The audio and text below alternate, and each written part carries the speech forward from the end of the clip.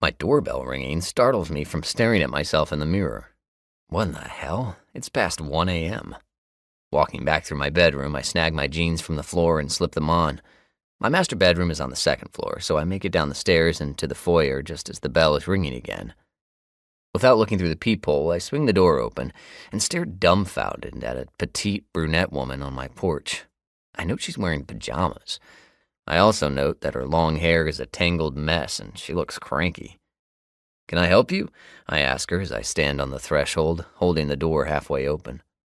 At that same moment, warm hands slide around my stomach from behind and I feel a naked body pressed up to my backside. A bottle of water appears in front of me from an elegantly manicured hand, and she whispers in my ear, "Here you go, baby." I take the bottle, but don't spare her a glance, instead watching as the brunette on my porch narrows her eyes at me. "Yes, you can help me," she says in a husky, raspy voice, and I wonder if that's her normal voice or her I just woke up voice. She points a finger at the woman clinging to my back. "You can put a muzzle on screaming Barbie there. Her shrieks are enough to wake up the dead, so you can bet your sweet ass they woke me up." "Why, you bitch!" Screaming Barbie screeches from behind me, but I ignore her. I concentrate instead on not laughing. "I take it you're my neighbor," I tell the dark-haired woman in an apologetic tone. It's true, those screams would wake up the dead. It doesn't help that my townhome is built right up against hers, and since the master bedrooms on these floor plans take up the back half of the second story, that means my bedroom sits adjacent to hers. "We haven't had the pleasure of meeting formally, but yes, I just moved in a few weeks ago."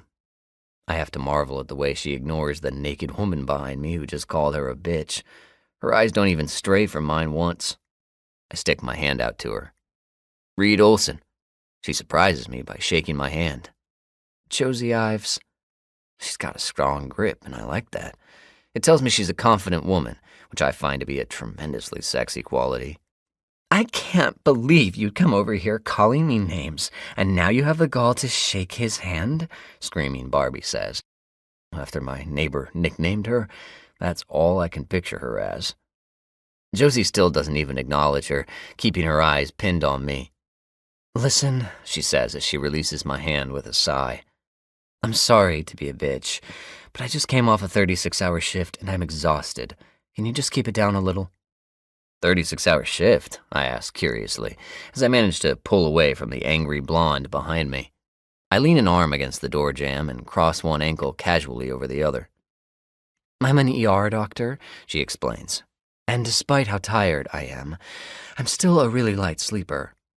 "Well, my apologies," I tell her sincerely with a slight bow of my head. "I think I've got a ball gag in one of my drawers I'll use the next time."